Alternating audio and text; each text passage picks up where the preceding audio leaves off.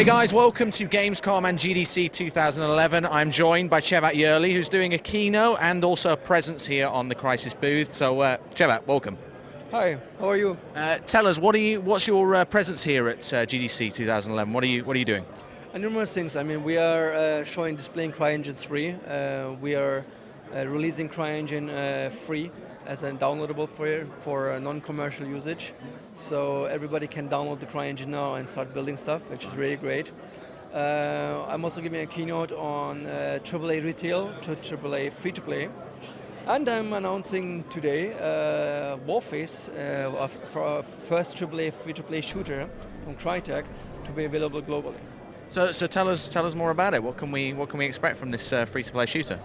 Well, it's going to have awesome online gameplay for both a PvE component and a PvP component. That means you're going to play with your friends together. 4 or 5 friends can play together against numerous AI waves in an intelligent AI, not just like horde kind of thing, but in a story manner. So highly cinematic story experience, kind of condensed PvE missions.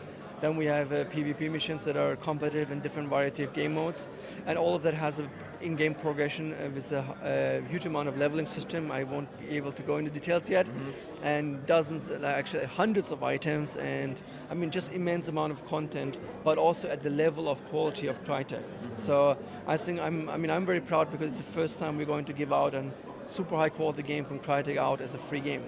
So, I mean, you're well known for kind of AAA shooters and obviously the CryEngine as well. What was the decision to go free-to-play? Why now? Well, I think we decided to go free-to-play pretty much about 4 years ago. I had my first visit in Korea in 2007. I went there and went those gaming rooms there, they're called, and I saw like literally people freaking out around gaming. And I said, they were playing all kinds of shooters I've never heard of before. They were playing RPG games like Zapping TV, and it was all free-to-play. What surprised me is that gaming there was so much more advanced than in the rest of the world that I said, this is going to be the future. It's going to happen because there's no retail whatsoever here. And retail is going to die one day in Europe and the US. And so I'm not saying it's going to happen now, but I think retail is still valuable. But I think for a company like Crytek, its best utilization of IP creation and technology is to go free to play ourselves. And we decided to do this 4 years ago. We started a project about 3 years ago. And now we're here to announce that we're going to launch soon. Good stuff. So, which of your studios is going to be behind this title? Well, it's a development between Frankfurt, Kiev, and Seoul. Right.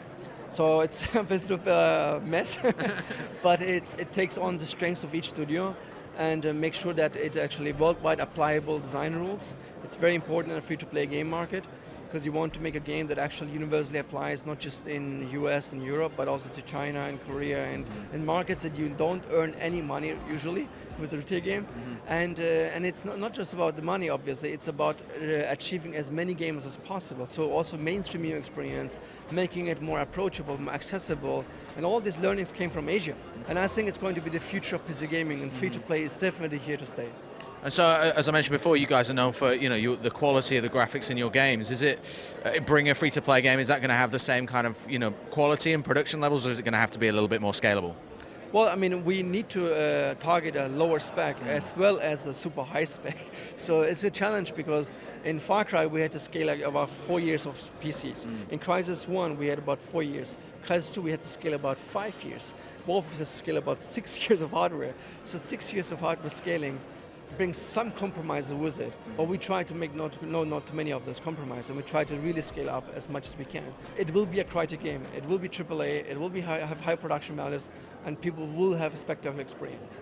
You mentioned there, I think that it's coming soon. Have you nailed down release date, platforms at this stage? 2012 is coming, and it's definitely PC focused, and more we have to say. It's been a few months since Crysis 2 hit the market. I know it's a very personal project for you. Tell us about what the response to it was internally and how it went down for you guys. Well, Crysis 2 was profitable for us. Wasn't like a big breakout, and the one we actually always hope for with every game release. We did some mistakes, I would say, with Crysis 2. We overall expected certain areas to work better. but it didn't work as good as we hoped.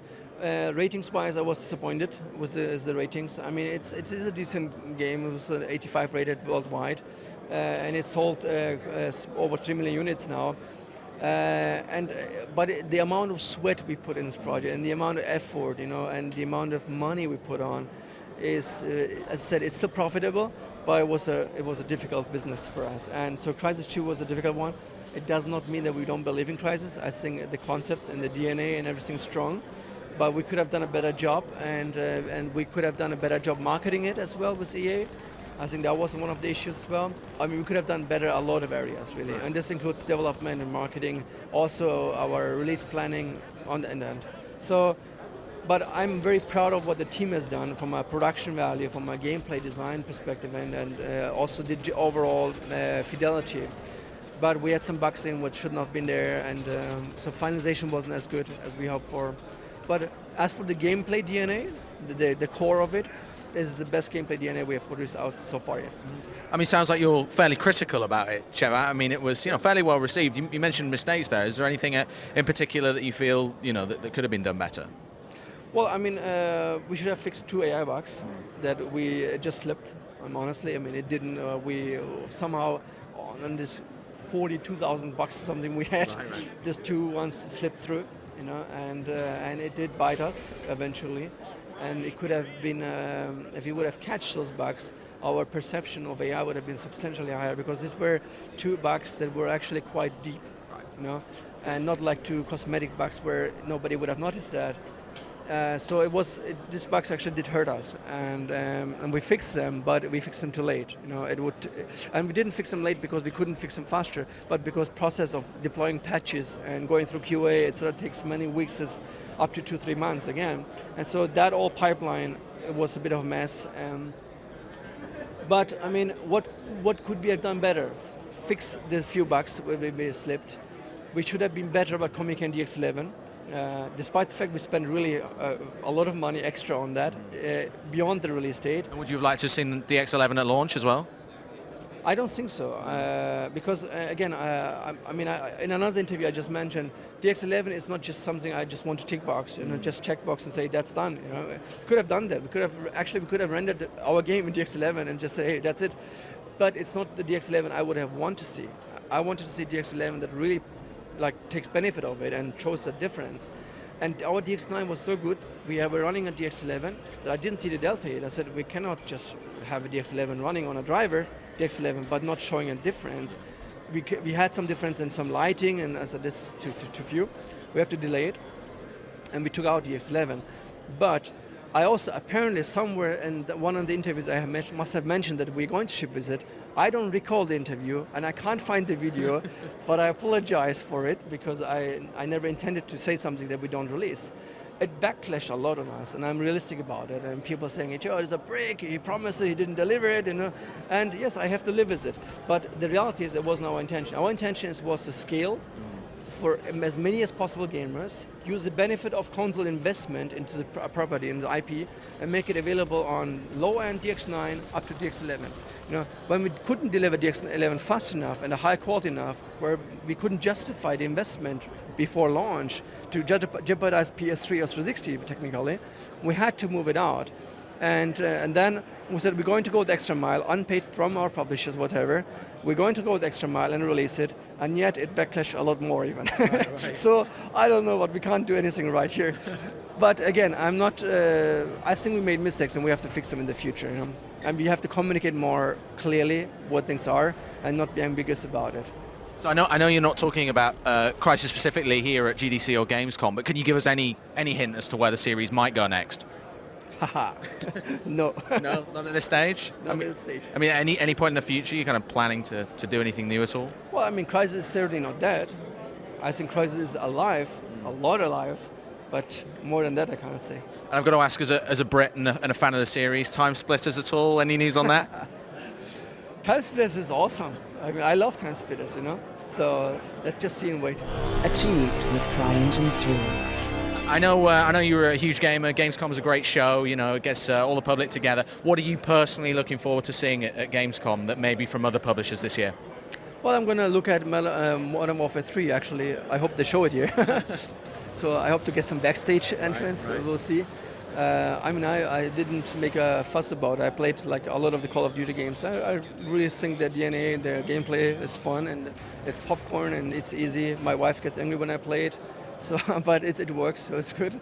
Apart from that, I didn't really look at it really. I mean, I'm going to look at Battlefield 3 for sure as well. Both to see how they both weight up into each other. It's going to be the big showdown this year. And so yeah, and we also just maybe a little bit of a teaser actually.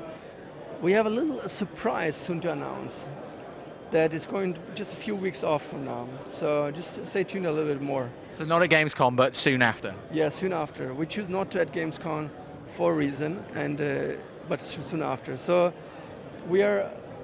Well, yeah, we'll see.